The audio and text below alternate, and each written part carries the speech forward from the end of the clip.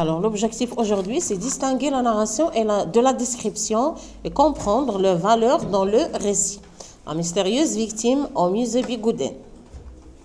Après que le directeur du musée Bigouden m'eut averti vers minuit qu'un cadavre était dans son musée, je pris ma voiture et me dirigeai vers le bâtiment. Arrivé au musée, les gendarmes qui étaient déjà sur les lieux m'indiquèrent l'endroit où se trouvait le corps. Nous n'avons rien touché. Madame le commissaire précisa l'un d'eux. Lorsque je me retrouvai en face du cadavre, je fus étonnée de le trouver dans un des costumes qui étaient exposés derrière une grande vitrine. C'était des vêtements bigoudins de deuil qui dataient environ de 1925. Le mort avait la peau pâle, les cheveux d'un blanc centré, un long nez fin, ses yeux étaient ouverts et vides d'expression. Il était vêtu d'un pull noir, d'une chemise blanche et d'un vieux pantalon. Plus surprenant, il était en chaussettes. La cause de son décès était encore un mystère pour moi. Il ne portait aucune trace apparente de corps, de poignard ou de balle. Le médecin légiste fouilla ses poches et ne trouva qu'un papier avec un numéro de téléphone qu'il plaça dans un sac en plastique en vue d'une analyse plus approfondie. Pour l'instant, c'était notre seul indice. Peut-on envisager le suicide? Questionna l'un de mes hommes. Si c'est un suicide, ajouta aussitôt le légiste, c'est le plus étrange qui m'ait été donné de constater en 19 ans de carrière. Bientôt, les ambulanciers enfermèrent le cadavre dans un body bag et emmenèrent le corps à la morgue où le médecin pourrait préparer un rapport détaillé sur le décès. Camille Sebrou, la mystérieuse victime, une histoire policière du Bigouden. Alors, l'objectif de cette leçon, c'est de dégager les caractéristiques de la situation initiale de la nouvelle policière. Ça veut dire, on va essayer de voir les phrases qui décrivent et les phrases aussi qui racontent l'histoire. Alors, d'abord, les questions de tous les jours, bien sûr. Quels sont les personnages de ce texte? Les personnages sont, alors, les ambulanciers, nous avons le directeur, madame le commissaire, et nous avons le médecin légiste. Voilà, ce sont les personnages les plus importants dans ce texte.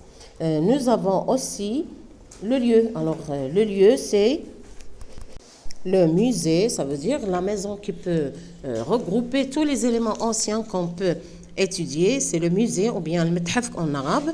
Nous avons aussi le temps. Alors, il y a beaucoup d'indices qui indiquent le temps comme 19 ans de travail, comme aussi 1925. Il y a énormément aussi d'autres mots qui indiquent le temps.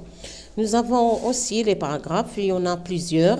Alors, le texte parle d'un meurtre, comme toujours, le genre, c'est la nouvelle policière. Le type, nous avons deux types, descriptif et aussi narratif. Alors, nous avons le premier paragraphe, c'est un passage narratif, parce qu'il raconte une histoire. Après que le directeur du musée Bigouden m'eut averti, vers minuit, qu'un cadavre était dans son musée, je pris ma voiture et je me dirigeais vers le bâtiment.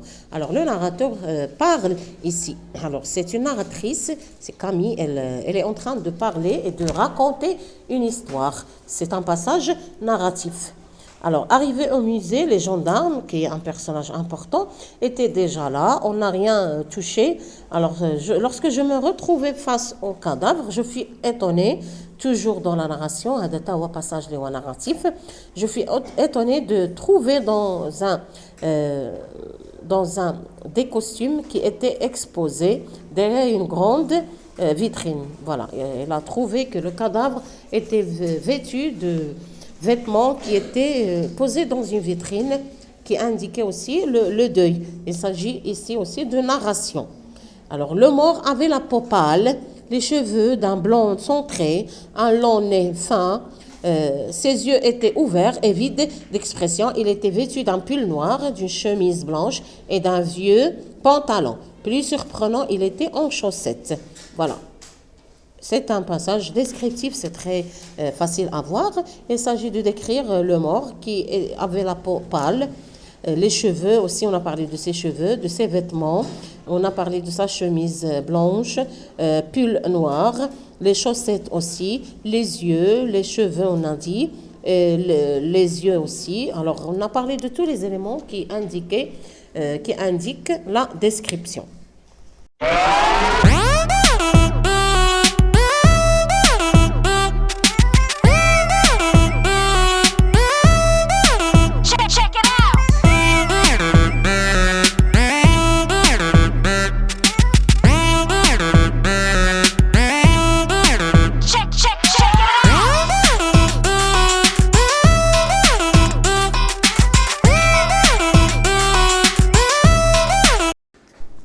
Passons maintenant, bien sûr, à je retiens complète par présent, imparfait, le passé simple, objet, personne, lieu, l'imparfait, réel et vraisemblable, action, présent.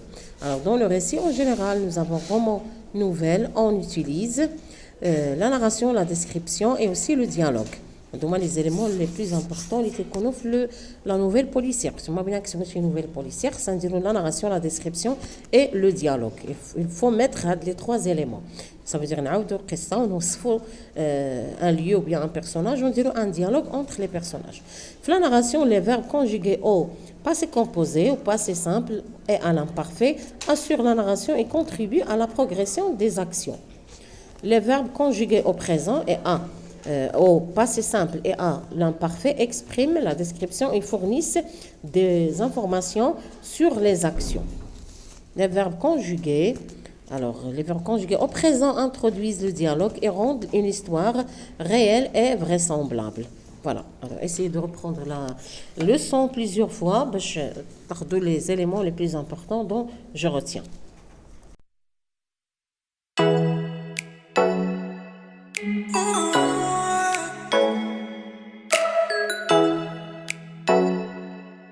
Oh